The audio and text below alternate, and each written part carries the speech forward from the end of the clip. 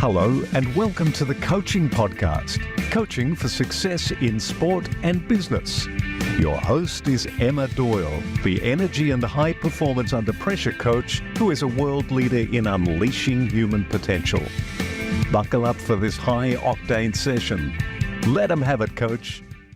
G'day everybody and welcome to the Coaching Podcast. I have been wanting to get Nicole Pratt on the show for so long, and finally we have arrived. She's of course a Tennis Australia national teams coach, including the Billie Jean King Cup and so many other things, being former world number 35 in the world in singles, 18 in doubles, two-time Olympian, etc., etc., etc. Worked with amazing players, and she's just an all-round, just a bit of a legend, like as a friend, as a person, as a coach. Welcome to the show, Pratty. Thanks. Great to be here. And yeah, as you've said, we've been talking about this for a while. So I'm really happy that it's worked out that we get to sit down for an hour and chat all things, tennis, but as we know, tennis encompasses many, many different things. Absolutely. And, you know, our audience is business coaches, sports coaches, we've got leaders, managers, and you really are a leader. When I think of tennis in Australia, the impact that you've had. Let's go there first. Did you ever expect to have such the impact that you've had? No, not at all. I think I've just been sort of a person, throughout my playing career, and I don't think I've done it different in terms of my coaching career, and then you could sort of say my leadership. It's just, I just really feel like being authentic, being honest, having a purpose, and really, I think, continuing to drill down on the areas that really matter, and not get sort of sidetracked or bogged down in a lot of different things that we know really don't matter to achieving outcomes. So I've just sort of done my thing. I felt like I've done my thing as an individual, and then sort of along the way, I've been, I guess, privileged to be able to impact different individuals or teams along the way, along the journey, along my journey of growth as well. Yeah, absolutely. And it's a never-ending process. I mean, we don't say, learning, tick the box. Yeah, I've done that. I mean, being a coach it's a lifelong journey of learning. That's for sure. So, you've coached some of Australia's best. What would you say is the commonality that makes up, the champion player? Is there something there, or is everyone different, or what's your take on working with so many amazing champions? Yeah, I think that everyone's journey is different. However, there are, fundamentals that every great sports person has to have. Whether that be, the building blocks of, in tennis anyway, physical, tactical, psychological, and skills and technique. So, those foundations need to be there. I feel like my journey over time is there's been special individuals that have X factor. What is X factor? It's something that makes someone different. And so I've been privileged, like I said, privileged again to be able to work with, some of those players that have had X factor. And when I look at sort of younger players now that are coming through, I kind of look for that little bit of X factor of what someone's got, what has someone got that sort of makes them stand out. Yeah. And often it's simplicity of, for example, I said to someone the other day, there's a young Australian boy who I believe has some X factor, and he's done really well on a world stage already, being so young. And what is that X factor? He just has the ability to hit the ball in the court when it matters.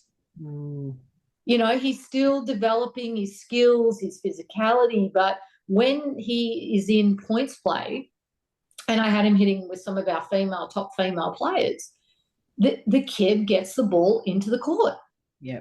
And whilst that's so simple, it's not an easy thing to do in our game when it matters. Yeah, totally, totally. Let's go there next. At the highest pressure of sport, representing your country, the Billie Jean King Cup obviously was even just on recently. Where's the team at the moment? Where do you see their strengths and their areas for development with the state of play right today? Yeah, I'm really pleased where we're at in terms of our culture. And our culture is such that every Australian women's player puts their hand up every single time and makes themselves available for BJK Cup, even when it doesn't fit their schedule, their individual schedule. So, for example, the last BJK Cup tie, players were flying from America to Australia, and that was kind of the stopover to get to Europe, right? Doesn't make any sense. So our culture is such, it's very strong. We've been fortunate to have our previous BJK Cup captain, Alicia Mollick, that was in the role for 10 years, champion in her own right.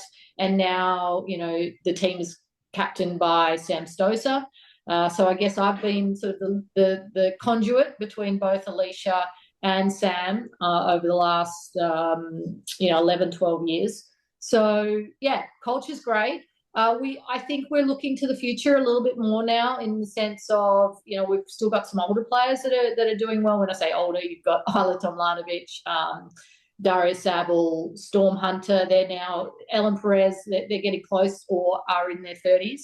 And then we had Taylor Preston debut as a 19-year-old last year, and we've had my joint debut as a 19-year-old. So we're and there's obviously some players in between those age groups that are really starting to hit their strides. Kim Birrell, number one Australian player, women's player, and then Pri Hon, Inglis. There's a whole group there that have the ability to step inside the top 100. So it's an interesting time. It's sort of not a complete rebuild, but it is sort of certainly exciting to think of the future as well. Yeah, absolutely. So let's talk about someone like Kim Birrell and her journey. I've had her parents on the podcast before, and contributed to my book, What Makes a Great Coach. So she's certainly got great support there with her parents. But I want to talk about, the number of times the journey sort of looks like. I know this is an audio podcast, but ranking goes up, goes down, up, down, a bit like the Westgate Bridge, really, multiple times over. How does someone like that find the motivation to get back up and, in such a difficult sport? Because that relates to resilience, it relates to so many other people just struggling in life. Things are going well, things are not going well. So go there, maybe talk about your relationship with Kim and how that's evolved over time. Yeah, like yourself, I've known Kim from a very young age. She was sort of based out of Brisbane when I returned to, Australia to start my coaching journey. So I was always aware of her from a young age. She was one of the best players in the country for her age group. And, you spoke about, different players' trajectory. It's very rarely linear. There's ups and downs, as you mentioned. And Kim's been a player that's gone through that with multiple injuries, probably career-threatening, particularly with her elbow. There were times there that she didn't think that she'd be able to have a professional playing career post those surgeries. So, yeah, that speaks to her determination, her resilience, her belief system. So I guess probably my more intimate journey with Kim in terms of player coach came about just recently, last September. She lost a tough match, second round of Wimbledon, and I was out watching another Australian player play in the qualifying, and she came and sat down next to me, and she pretty much poured her heart out and said, Nicole, I don't know what to do. I just don't know what to do. I know I want to be successful. I know I have what it takes to succeed. I just don't know how to get there. And she'd invested in a coach previously, earlier on in the year, and that relationship didn't go so well. So she was really just in limbo with her direction. And so we had that chat, and I sort of said, well, Kim, I agree with you. I believe in you. I believe you can do it. You just need to, I think, find some stability, find the right person to work with, to help create a pathway or a vision, let's say, where you're going to go and where you want to go, and align the process to your goals. So where is it you want to go?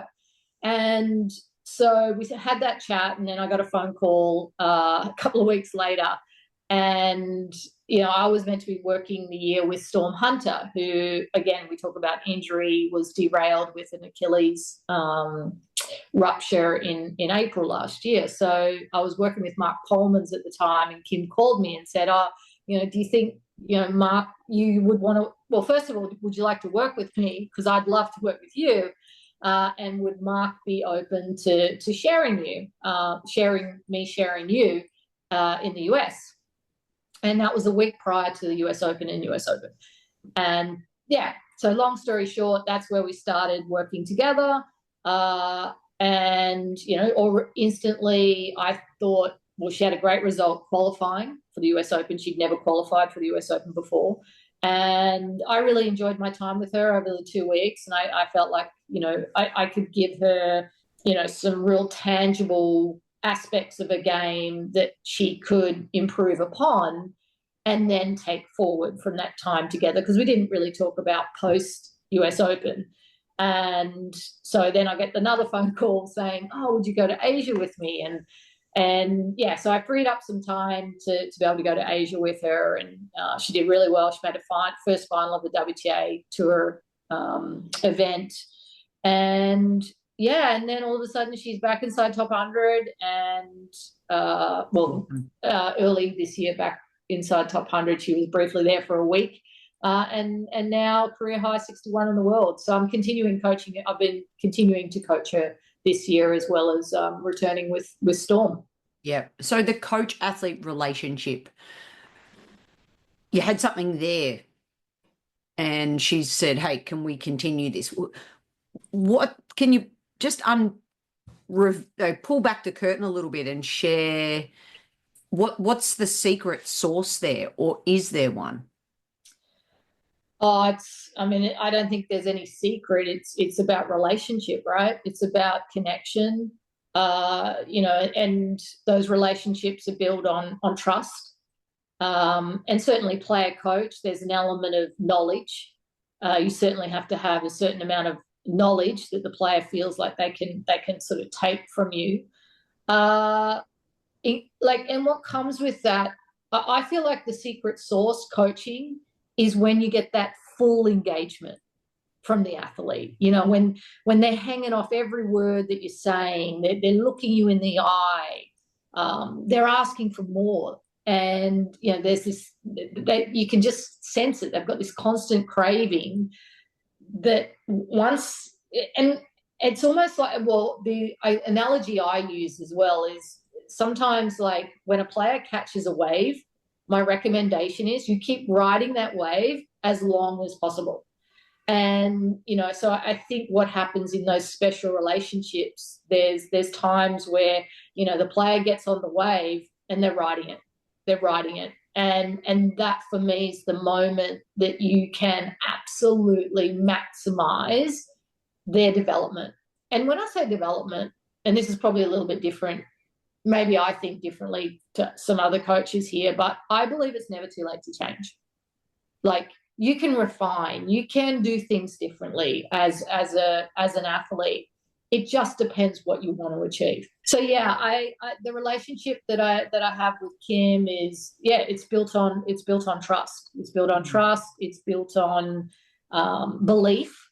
Like, if player coach are not aligned with what they feel the athlete can achieve, there's a problem. Yeah. There's a problem. And so, and I think, and care, like, I care for the people that I work with more so as people than probably the players. Like, as in, I'm really, if someone asked me the question, like, what are you most proud of as a coach? I'm most proud of the relationships that I've built with my players. When you get the invitation to the wedding or to speak at the weddings that they have, or, a special occasion, you get the invite that they want you to be there for them. And they call you not just about tennis, they call you if sometimes they want some advice about relationships, or some things that are going on in their family. And it's a fine line too, right? As well, like, you want to be the coach and not cross over into friend, buddy, but I think you're all of that. All of that. You've got to be all of that at different times. But equally, the player's got to also know that you are the coach, and that's your fundamental job. So once we get to the tennis, when we walk onto the court and we cross the white lines, roles are very clear. Yep. I love that in terms of a contextual marker. And I think that's important for parents listening as well, considering coaching your kids, or you are coaching your kids, having that contextual marker, I think is exactly what I'm hearing in what you're saying. And the other thing I know that you and I have spoke about more so recently is the simplicity of coaching. I mean, high performance sport is so complex, right? Yet, how do you keep it simple, and why is simplicity like so powerful for success? I think we're in an era of coaching where there's so much information. There is so much information out there. And my feeling is sometimes we just, as coaches, we overcoach. We overcoach. And especially if we haven't got the relationship, because we want to impart all this knowledge. So then, the player or the parent will, really trust what we're saying, and they'll think that we're really going to be able to help their son, daughter, et cetera, et cetera. But, when you break it all down, I think some of the best coaching is when you say less. I think some of the best coaching is about asking curious questions to the athlete. And sometimes, by doing it that way, they come up with the answers themselves, because they're the one that has to be out in the arena. They're the ones that have to take responsibility for their decision-making at the end of the day. So, yeah, I've found over the years that I probably talk less, ask more questions. If I do say something, it's very short, it's concise.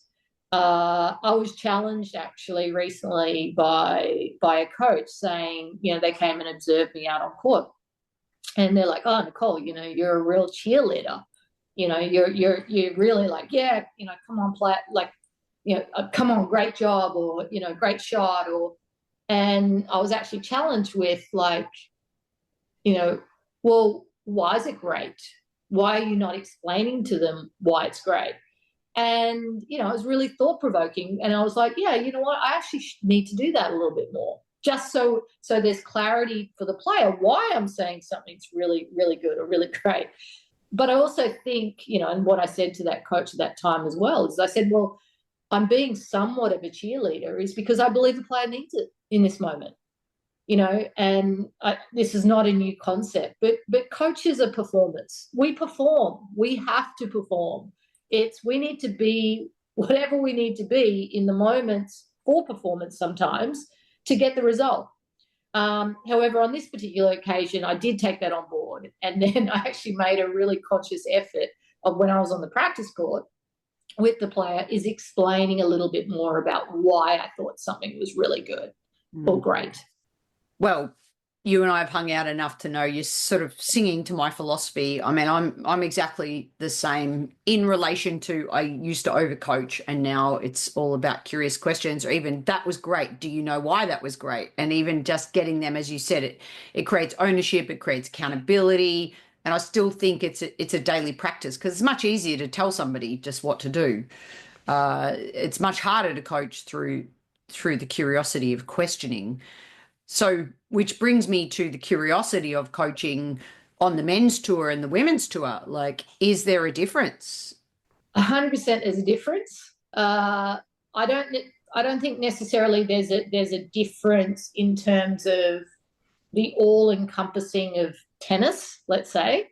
So, again, go back to the technical, tactical, physical. Obviously, the physicality for men different, which, when you watch the tennis, it's different. It's different, but it's similar. I feel in my time of coaching, and it was a very short time, I'm going to own that, but I absolutely loved every single minute of spending, 6-7 weeks with a male player out on tour that I never had done previously in my career. And, the biggest difference for me was working with a male player provided many more coachable moments than I was used to working with a women's player. And what I mean by that is so much of the coaching I felt was done around a breakfast table, a lunch table, a dinner table, where almost in a way it would just come up where they'd be sitting with another peer and they're talking about some other player, and then I could sort of say, well, can you see the similarities between yourself and that player that you're talking about, or what, or what are the differences? And so then all of a sudden we started, having this really terrific, many terrific conversations about, different areas that they were going to take onto the court and almost so, which was born out of those conversations. And it was easy to find those moments. Like with women players, it's much harder to find the moments. They generally don't talk as much. And I'm being a bit stereotypical here when I'm saying this, because not all women players are like this. But, they generally don't want to talk about tennis. They want to talk about other things. Once they walk off the court, that's the tennis done, and they want to move away from that and do, things not related to tennis. So, and then even you don't get these opportunities very often as well, but particularly with this, male player, I was really purposeful with observing the first week or two and really just not giving too much at all. And and then we're on the way home. We just finished a practice session and we're on the way home in the bus, and we're in London, so we're on the red buses. And he said, what did you think of my practice? How was my practice? Like, what are we doing tomorrow? Like, how do I get better? And, how are we going to go about this? And I'm thinking, wow, okay, I now have the moment. I now have the complete trust, the buy-in, and the ability to really impact this player because they've come to me. Versus generally in the past, I'd be like, oh, you need to do this, even before we probably spent that much time on court. So yeah, that was terrific, and I hadn't had that before, I guess, with a female player. So yeah, that for me was the difference. Yeah. And what about, a business leader listening to this episode, right? Who's saying, I don't have buy-in, I don't have trust from my people, not yet. How do they build that to be able to then lead others? What are your tips on that? Yeah, I think it's about vision. I think, what's the vision that you have for the company? Just like I have a vision, for a player. Sometimes the player doesn't even know that they're good enough to get there. So you've got to, instill belief, right? You've got to start it. You've got to start those conversations. And I think a lot of people, within different companies, let's say, don't believe that they can do the job to a certain degree. So, or how do I do it effectively? And they're afraid to communicate.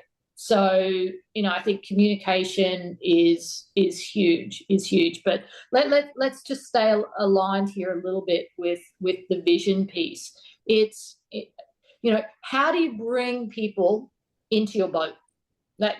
When you talk about analogies, it's like, for me, it's like, how do you bring people into your boat and get them rowing the same way? Because if they start rowing different directions, we're actually going to go nowhere. Yeah. So alignment to having a purpose, to achieve a vision, I think is something that's critical. Spending time to get to know your people is so important. I'm very aware in companies, and sometimes sports no different, like large organizations. It's, there's line managers, right? There's line managers all the way through, and you can't just listen to one line manager. You've got to go speak to everyone, because everyone is a part of your team. You've got to make sure that every single person within a team feels valued, that they matter, that they're going to make a difference. So that's the way I treat it with teams. Well, the teams that I work with in tennis, in and around the athlete, and I don't think it should be any different anywhere else if you want to achieve performance outcomes. Yep, absolutely. So what life lessons has tennis taught you as a player? I mean, shout out to you as a player. I watched you play, and you were so gritty, and your career did span longer than most back in that day, if you don't mind me saying. I don't know how old you were when you retired, but you had an uncanny ability to never give up. I mean, as cliche as that sounds, that's what I remember of you when I was, inspired by you as a player. So what life lessons has tennis taught you? It's taught me a lot of lessons. I think you never fail as an individual. You never fail. It's the fact that you went out there and tried, and if you can learn from losing, I'm not saying failure, if you can learn from losing and winning in the same way, then I think that bodes incredibly well throughout your life. Never give up, as you said. Always, don't be afraid to put yourself out there in terms of, just stepping into the arena. Just step in. Again, there's a lot of people that have written a lot of books about, lean in, step up, etc. But yeah, you've got to, have the ability to put yourself out there. Yeah. I'd say the ability to reinvent yourself at different times, like reinvent. Like if something's not working, I think have the bravery and the courage to reinvent yourself. And then really, I think ultimately at the end of the day, because I had a 19-year career, and it's like, what is the reputation? What if I retire tomorrow, what would they say about me? That's reputation. And I think, I'm very proud of the fact that my playing career was, I was someone that never gave up.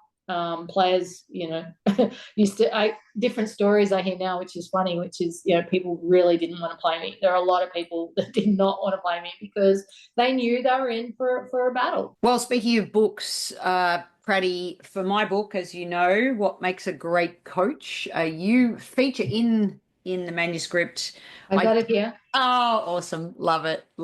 So I asked you, of course, the Holy Grail question in 1 to a maximum of 3 words. What makes a great coach? You said care, passion, and belief. And they're 3 words that you've already organically mentioned within this conversation. So, and also I appreciate that now. I asked you that question, probably 4 or 5 years ago. How do you feel today? Do you want to change your answer? Where are you at now with that? I'm the same. I'm actually, very, like when you first brought it up, I was like, oh, what was my 3 words? And yeah, I had 2 of them, and then the third one, I was kind of like, oh, okay, yeah. I just think, passion. That's probably the one word I haven't said throughout our time talking, and I know you're very big on this, but passion, it does create the energy, right? It does create the energy. It's the reason why you wake up every single morning and you go about your purpose, what you want to do. And I just have such I do. Just have such a passion for our sport. I have passion for the people that work within it.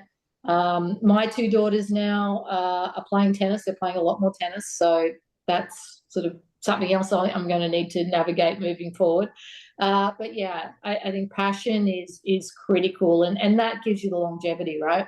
Yeah. Because there's tough times. There's tough times for sure, where you've been knocked down at different times, whether it was in my playing career or even post playing in my coaching career or leadership career. It's if you don't have that passion, then when you do get knocked down, it's some people don't get up, and that's something I've been always able to do. Yep. And you also mentioned momentarily reinvention. So shout out, of course, to Coach Connect. You're also now the president of the Women's Tennis Foundation.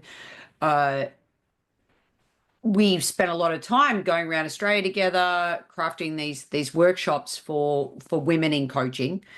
So could you just talk a little bit about that phase for you? And also, ironically, it really does relate to passion as well. We're asking these women to follow your passion and do what you're born to do. And now, you're in this next phase of your chapter as well. So can you kind of share with everyone a little bit about that journey? Yeah, so about 5 years ago, I was tasked with a role at Tennis Australia with women in coaching. And what that really entailed was, if you talk about a KPI, I had to increase the amount of women coaches that we have across the pathway in Australia. And so it was a new challenge for me. So I sort of, when we talk about reinventing, I was challenged with coming up with programs that were going to support women coaches across the nation. That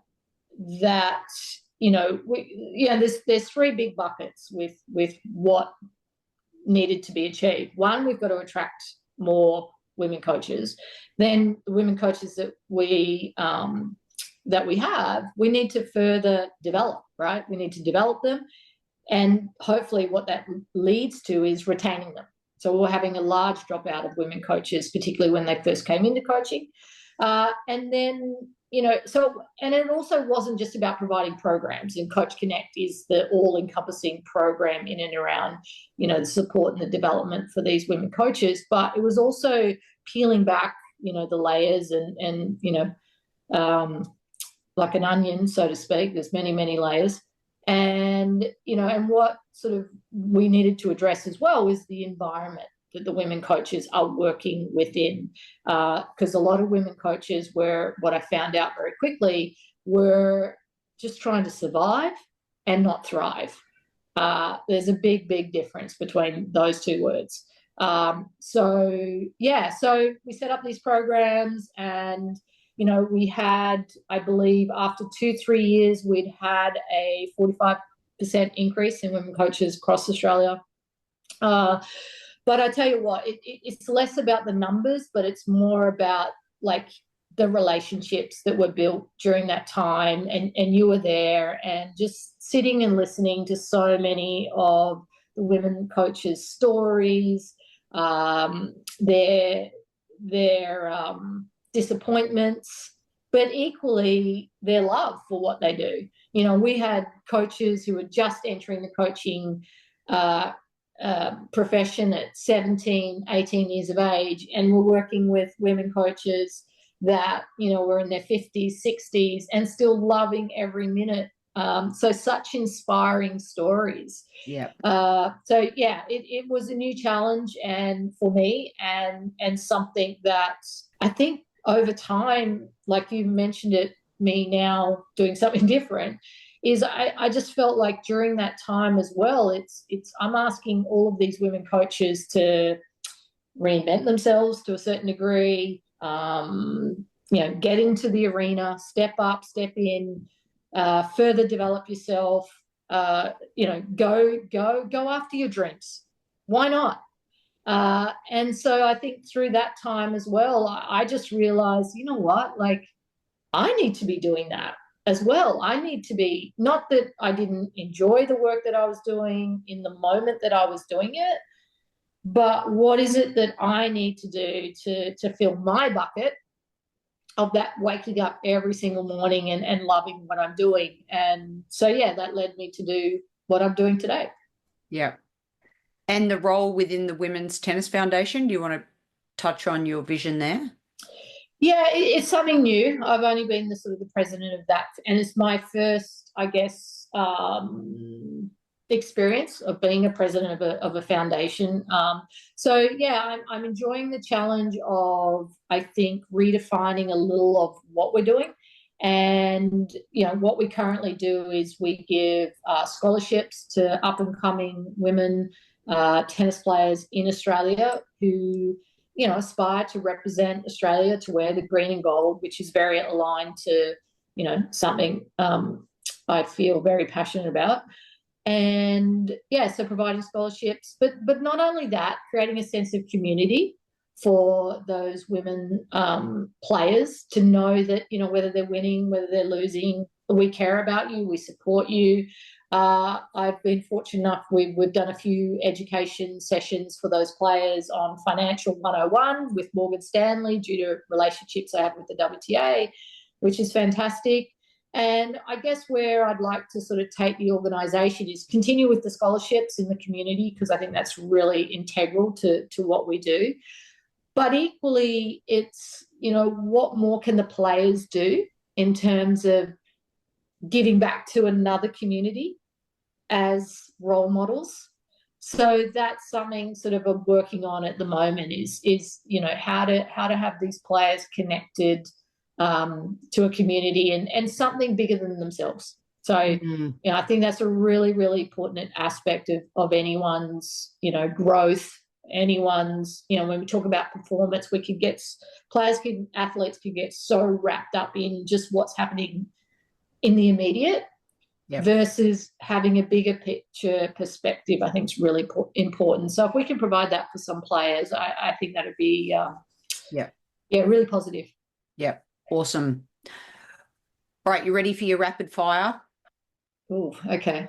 All right, here we go. What animal is tennis? Wombat. What does tennis mean to you? Everything. Why does tennis scare you if it does? The unknown.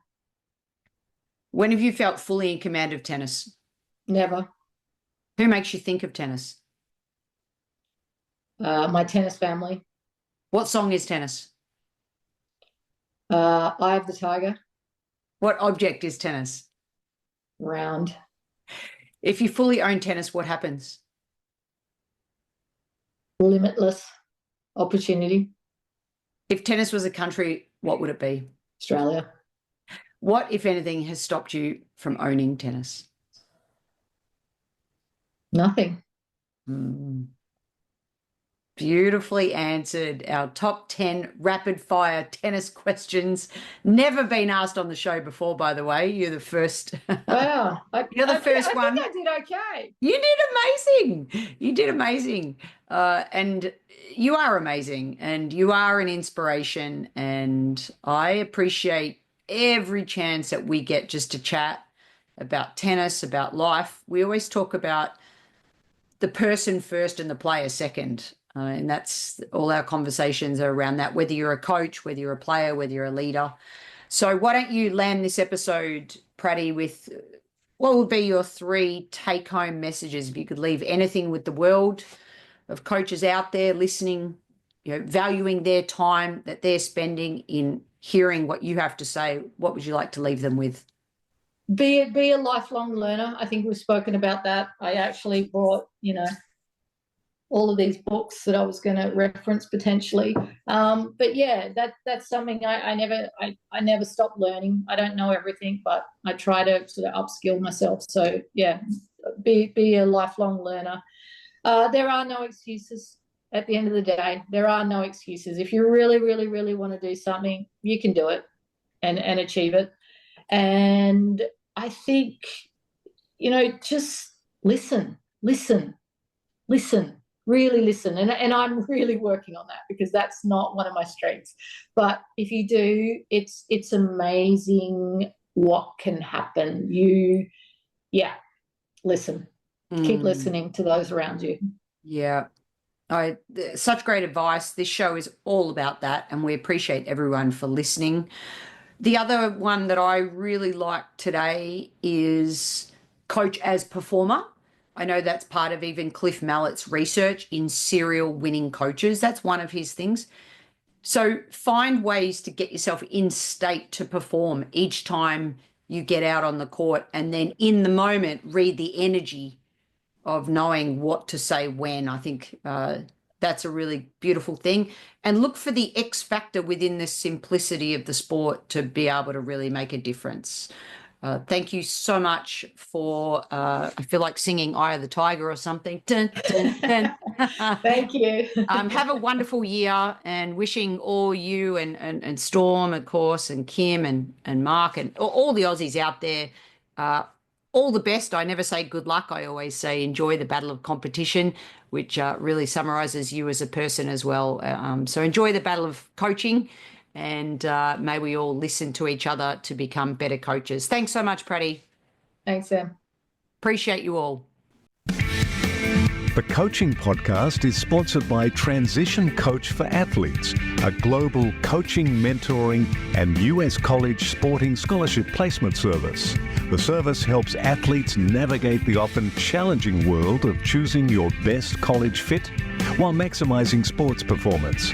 Visit www.transitioncoachforathletes.com. If you enjoyed this episode, please leave a rating review on your podcast listening device. And don't forget to tell a fellow coach about the show. The ball is in your court to take action and enjoy your coaching.